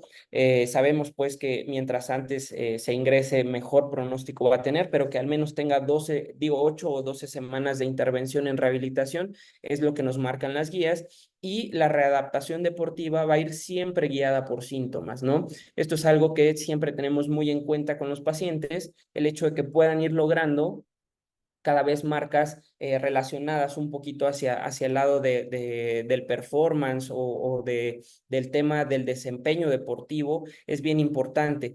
Primero, el ir llevándolos poco a poquito en cuanto a volumen de entrenamiento, cuántos kilómetros estamos haciendo en cada una de las sesiones o cuántos metros estamos generando tanto en caminadora, en la bicicleta, si tenemos remuergómetro, pues por supuesto tratar de estimular ese tipo de comportamientos en un corazón.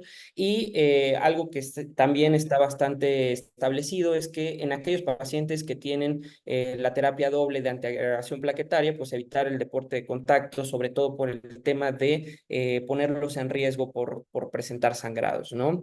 En conclusiones de esta charla, lo primero que tienen que saber es que el ejercicio bien prescrito es muy sano, muy saludable, es de las mejores intervenciones médicas que podemos realizar para con nuestros pacientes, pero que es muy distinto a el deporte y sobre todo el deporte de alto rendimiento. Entonces se acerca el deporte mucho a los efectos adversos que el ejercicio nos puede desenmascarar y requiere continua vigilancia para realizarse. Hay casos exitosos de atletas que después de un evento regresan a jugar.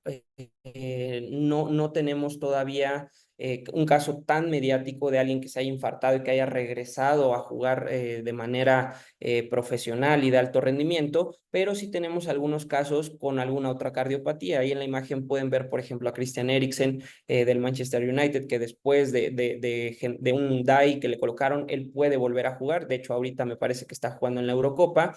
Hay otros deportistas que después de algún evento cardiovascular ya no regresan, caso del Kun Agüero, que están viendo también ahí.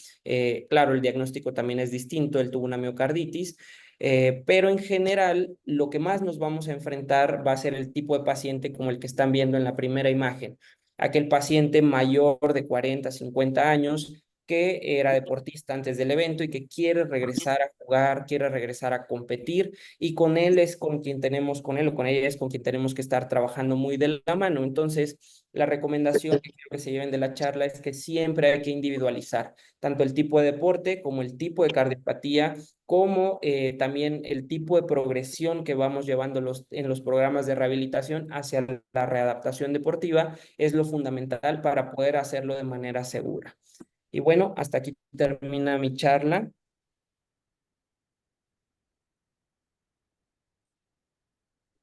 Muchas gracias, doctor Luis Alberto Camas. No sé si ahora tengan alguna pregunta, algún comentario.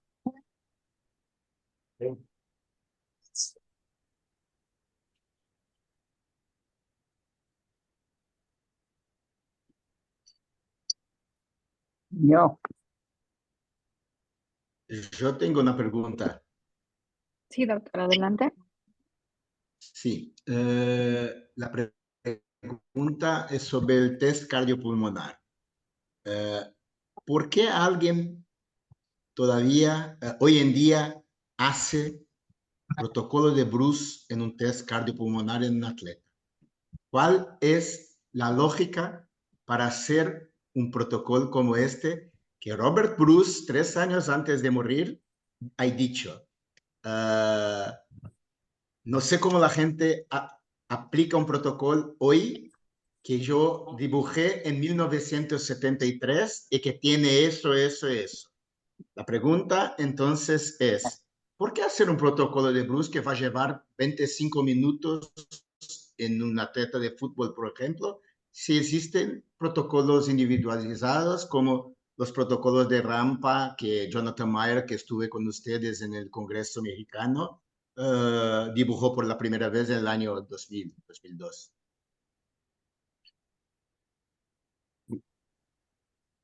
Bueno, tratando de responder su pregunta, doctor, el primero es a lo mejor cuando uno se forma como rehabilitador cardíaco o la formación de cardiólogo,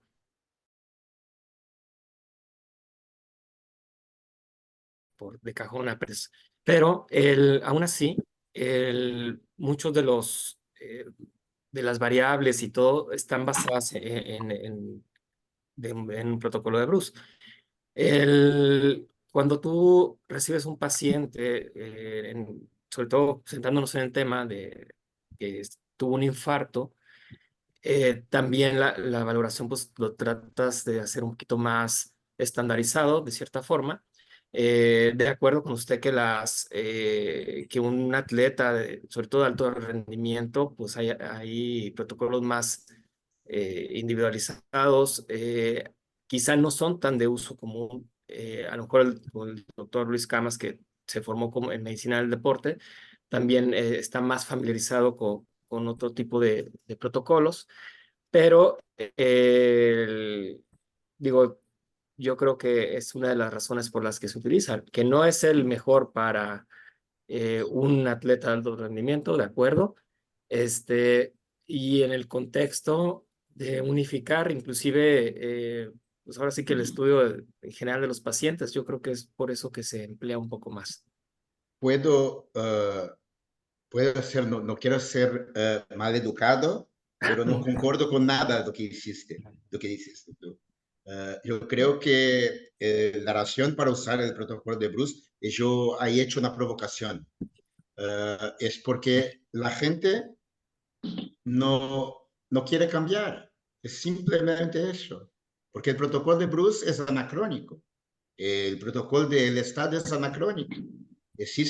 Nosotros publicamos un trabajito chico mostrando que un protocolo con inclinación la gente lo hace prendiendo las manos en la barra. Y cuando lo haces con velocidad, puede hacerlo sin solamente los más viejitos pueden poner solamente los pulsos ahí sin agarrar. Y eso hace que el consumo de oxígeno, el test va más lejos sin la interferencia de asegurar la barra. Entonces, la idea que yo tuve en hacer esta pregunta, doctor Marco, es para que piensen ustedes que se puede cambiar y hacer algo mucho más fisiológico cuando se desea hacer un test incremental con desarrollo de cargas. Creo que es hora, 2024, se puede cambiar. Yo cambié en el año 2020, 2003 y hago test cardiopulmonar hasta hoy en todo tipo de pacientes. Entonces, sin desear ser mal educado, yo creo que Bruce está muerto. Esta es mi posición. No, Bruce está muerto, el tipo está muerto mismo, pero el protocolo. De acuerdo, doctor. Y creo que pues es algo que todos podemos aprender y empezar a aplicar. Adelante, doctor Lara.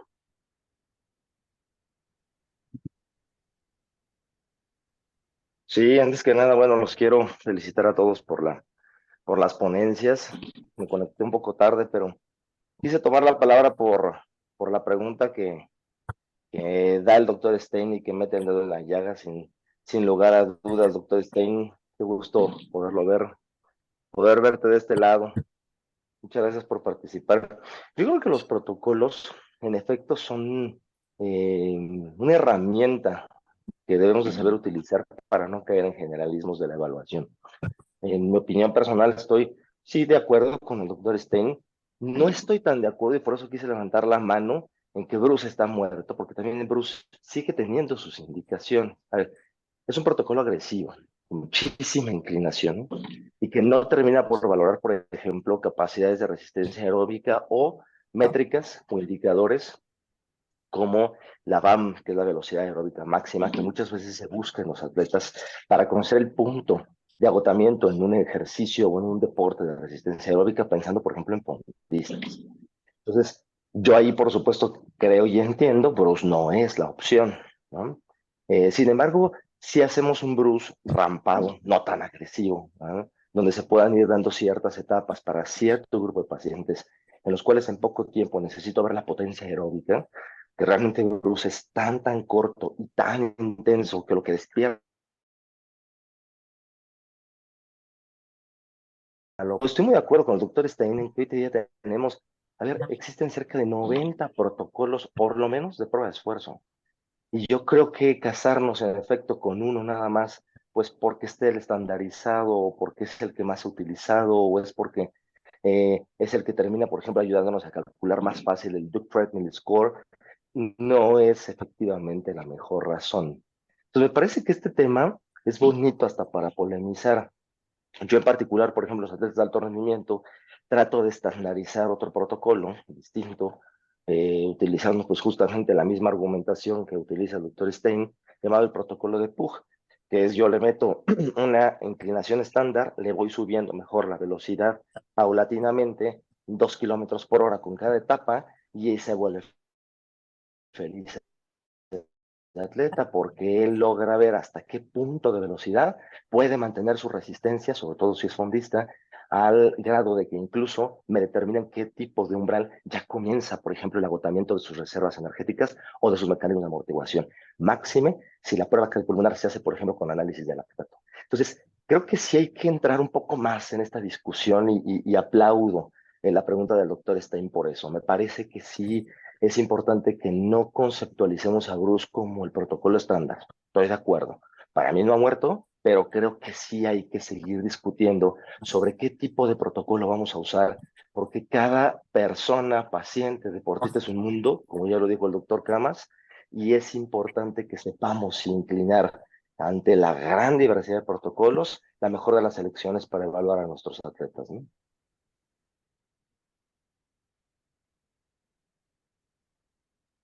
Ese sería mi comentario, ¿eh? Es todo. Y un saludo a todos, doctor.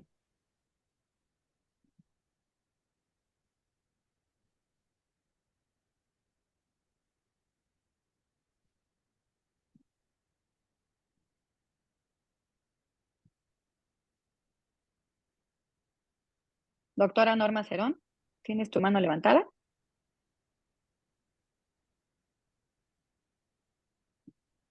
No se te oye, Norma. Ay,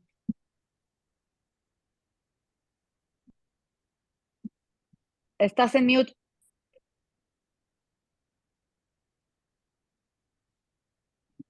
Ah,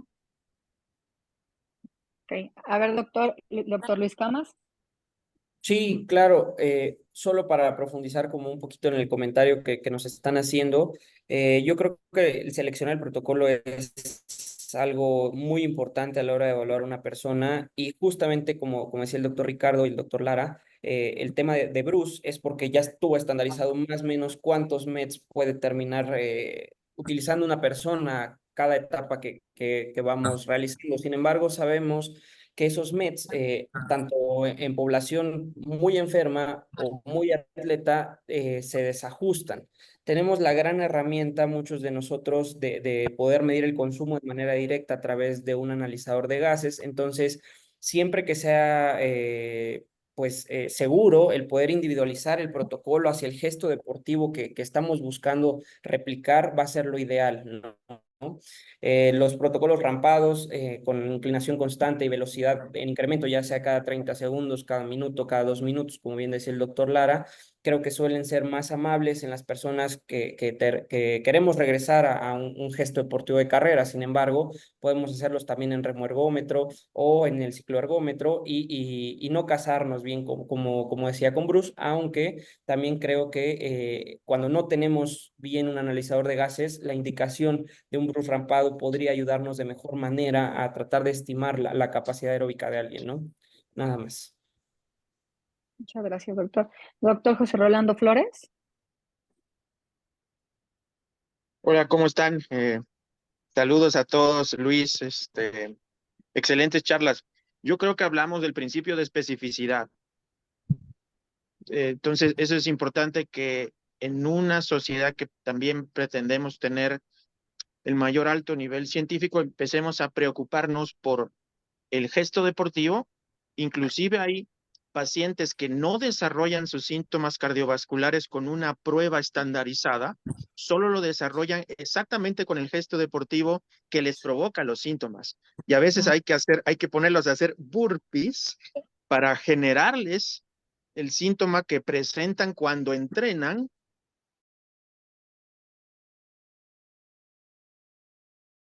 Y mi otra, como también así como un poco sugerencia hacia el grupo, como decía el doctor Ricardo, es que así como tenemos pruebas de regreso al campo que no son estandarizadas, están adaptadas al gesto deportivo para que uno después de una lesión diga que cumple las demandas energéticas, creo que también tenemos que empezar a pensar en una prueba específica para el regreso al campo. O sea, a pesar de que ya no tenga síntomas cardiovasculares, perfecto, pero cumple exactamente las demandas metabólicas de su deporte y eso puede ser discontinuo. O sea, puede ser un protocolo que no es de intensidad creciente, pero que sí se asemeja a su deporte. Es parar, volver a empezar. Eso hay protocolos para el fútbol, por ejemplo, que tienen. Yo creo que es un área a explorar muy interesante y que no está ahí libre y en particular para el paciente con un problema cardiovascular que ya presentó, no solo la rehabilitación y que no presente síntomas en una prueba de intensidad creciente, sino que no los presente en una prueba que asemeje su demanda metabólica del deporte. Solo como un comentario más a la condición que hablaba el doctor Ricardo y el doctor Lara, que estoy de acuerdo. Saludos a todos. Muchas gracias, doctor. No sé si alguien más tenga alguna otra pregunta. No. Okay. Bueno, yo creo que ya debido a Yo la iba a hora. hacer, yo iba a hacer nada más un último comentario, pero creo que Norma quiere hablar, María Elena. Ah, sí, es que Normita quería hablar, pero no se podía. ¿Ya? Ya, Ahora tenía sí, perfecto. desde, bueno, Sí. ya lo contaron, o sea, iba con relación a lo que ya. Ciertamente es lo ideal, ¿no? Hasta, miren, hay unos ergómetros ahí de natación, ¿no? De nado que los ponen, que sería como lo ideal, pero ya ubicándonos en la realidad es usar las herramientas apropiadas. Ahí sí yo el Bruce, ya sé, todos lo amamos, lo conocemos, nos sentimos cómodos, pero ciertamente no es lo ideal. Y rapidísimo, al doctor que intervino, perdóneme, no recuerdo su nombre, doctor, que habló sobre que Bruce ya no se utiliza para fines generales prácticos de un cardiólogo evaluando deportistas en estas circunstancias. Un protocolo incremental sería lo apropiado, intentando acercarnos, no sé, el objetivo es ver respuesta cardiovascular, sería lo ideal, y usarlo en general en tanto no tengamos las herramientas ideales y específicas para cada deporte. ¿Es una pregunta para mí? Sí, doctor. Mucho gusto, Ricardo Stein. Hola. Doctor. Gracias. No sé si entendí bien tu pregunta, pero mira, la especificidad es el principio de todo. Si yo entreno en una corrida, yo no voy a hacer un test en alguien en un remergómetro. No hace sentido ninguno. Entonces, la cuestión de la especificidad está, todos concordamos. Pero mira, me encantó la participación del doctor Lara, porque ha hecho un contrapunto del contrapunto. Eso es muy bueno cuando la gente inteligente sabe escuchar y sacar los dos lados de la moneda. Y yo me quedé pensando acá, creo que si la especificidad es respetada, por ejemplo, el test cardiopulmonar de ejercicio que yo hago, el test ergométrico convencional que yo hago, tenemos que pensar cuál es el principio del test. ¿Qué quiero con este test? ¿Qué quiero sacar de información? Ayer yo he hecho un examen en alguien que en el final la persona saltó de la cinta. No sé por qué ha hecho eso. Pero estaba con una frecuencia cardíaca alta, estaba todo bien, pero perdí los electrodos. No tuve como mirar algunos aspectos del objetivo. El objetivo del médico era mirar la capacidad de funcionar. Listo, está listo. Ella, no, respeté el principio del examen solicitado por mi colega, pero si tengo un atleta, y acá estamos hablando de atletas con enfermedad coronaria, nosotros queremos mirar un poco de todo. Si tengo lo mejor dinámico, sin imágenes, pero si tengo lo que ustedes tienen ahí en México, yo tengo acá en mi oficina, que es el test cardiopulmonar de ejercicio, yo voy a sacar lo máximo de las variables para poder hacer con que esta persona pueda no ser sedentaria y, si posible, volver a su deporte. Finalmente, yo pienso que mismo pacientes, ahí hablando de pacientes, volviendo un poquito, con insuficiencia cardíaca de fracción de ejecución preservadas, que tienen una dispnea con pocos kilómetros por hora. Nosotros hicimos una investigación, publicamos ahí en European Journal of Rehabilitation, con ellos. Los test cardiopulmonares con estas personas salían de 1 kilómetro por hora e iban a 3 kilómetros por hora. En este tiempo, algunos tenían todas las informaciones que precisaban. Entonces, doctor Lara, perfecto. El problema no es el protocolo, es lo que queremos sacar con el test. Perfecto. No sé si respondí a tu pregunta, pero me diste la posibilidad de hablar un poquito más. Sí, doctor, muchas gracias. Gracias a ti. A ver, doctor Lara, por último, para ya poder terminar, porque ya tenemos que cerrar la sesión. No, ya es muy breve. En realidad estoy muy contento con esta discusión, porque creo que sí nos hace falta traer de pronto estos temas a la mesa y para eso son, ¿no? Las sesiones académicas. Creo que Ricardo y todos un poco nos hemos ayudado a entender el medio del asunto, ¿no? El medio de qué es lo que queremos justamente obtener con el test. Si con el test lo que quiero obtener es la saciedad de la inquietud personal de algún síntoma o de algún diagnóstico presuntivo que tiene el paciente, voy a tener que indicar un test muy ad hoc a ello. Si lo que queremos es evaluar rendimiento físico, zonas umbrales, posiblemente entonces el test tenga que ser orientado a otra cosa. Y aquí es donde creo que vale la pena tomar la mejor decisión con base a ello. Una paciente hace poquito, ciclista, me dijo, yo quiero que me hagas mi prueba en bici, pero sus síntomas, particularmente las palpitaciones que ella me aseguraba que le daban en el esfuerzo, eran corriendo, no en bici. Entonces yo le decía, yo sé que tú quieres hacer tu prueba en bici porque pues al final es el deporte que cumple, como dicen Rolando y Luis Camas, tu gesto deportivo.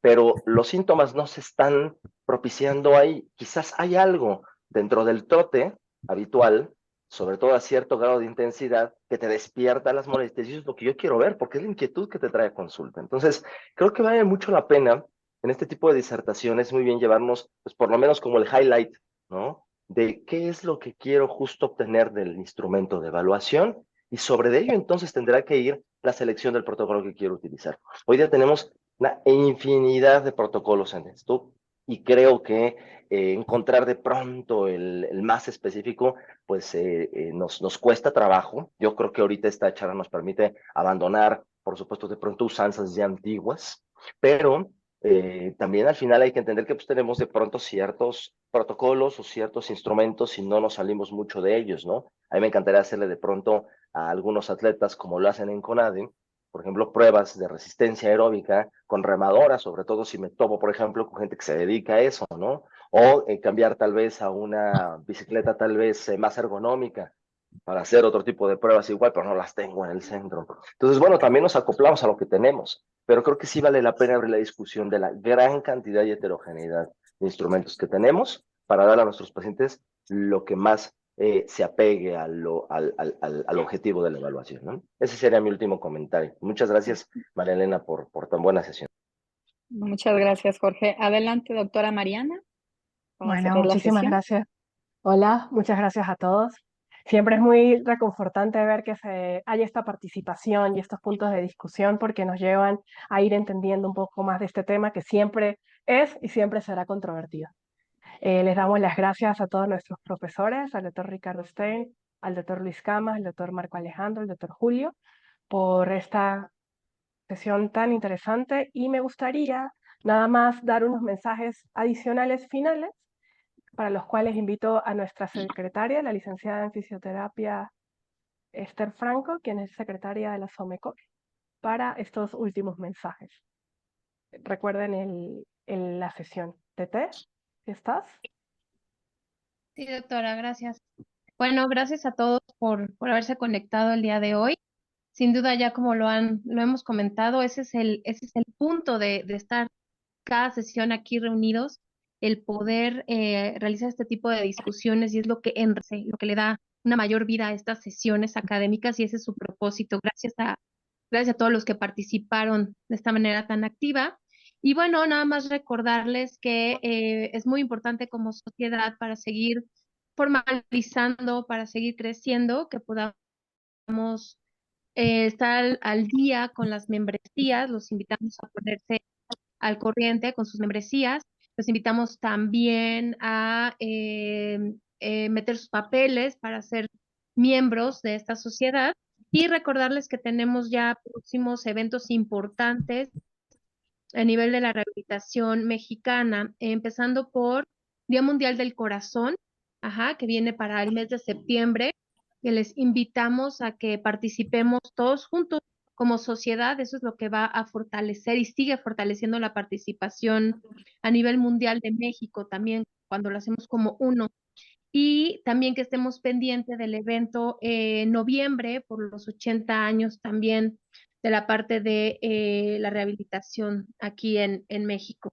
Entonces estaremos pasando los datos, lo que vamos a estar trabajando, invitándolos a que se sumen, y con eso damos por concluido la sesión del día de hoy. Muchas gracias a todos, que tengan un gran fin de semana.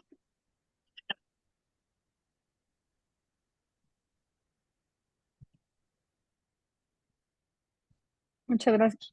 Muchas gracias a todos por su presencia, y nos vemos para la siguiente sesión.